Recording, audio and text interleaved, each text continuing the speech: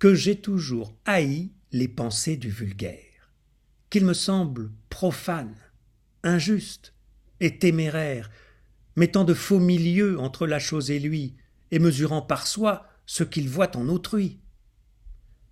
Le maître d'Épicure en fit l'apprentissage, son pays le crut fou. Petits esprits. Mais quoi, aucun n'est prophète chez soi. Ces gens étaient les fous, Démocrite le sage. L'erreur alla si loin qu'Abdère députa vers Hippocrate et l'invita, par lettres et par ambassade, à venir rétablir la raison du malade. Notre concitoyen, disait-il en pleurant, perd l'esprit. La lecture a gâté Démocrite. Nous l'estimerions plus s'il était ignorant. Aucun nombre, dit-il, les mondes ne limite. Peut-être même ils sont remplis de Démocrites infinis. Non content de ce songe, il y joint les atomes, enfant d'un cerveau creux, invisible fantôme, et, mesurant les cieux sans bouger d'ici-bas, il connaît l'univers et ne se connaît pas.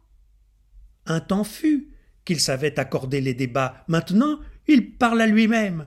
Venez, divin mortel, sa folie est extrême. Hippocrate n'eut pas trop de foi pour ces gens, cependant il partit. Et voyez, je vous prie, quelle rencontre dans la vie le sort cause. Hippocrate arriva dans le temps que celui qu'on disait n'avoir raison ni sens cherchait dans l'homme et dans la bête quel siège à la raison, soit le cœur, soit la tête.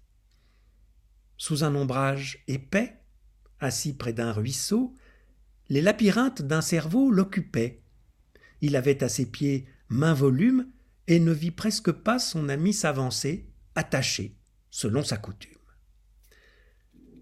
Leur compliment fut court, ainsi qu'on peut penser, le sage est ménager du temps et des paroles. Ayant donc mis à part les entretiens frivoles et beaucoup raisonné sur l'homme et sur l'esprit, ils tombèrent sur la morale. Il n'est pas besoin que j'étale tout ce que l'un et l'autre dit. Le récit précédent suffit pour montrer que le peuple est juge récusable. En quel sens est donc véritable ce que j'ai lu dans quelques lieux, que sa voix est la voix de Dieu ?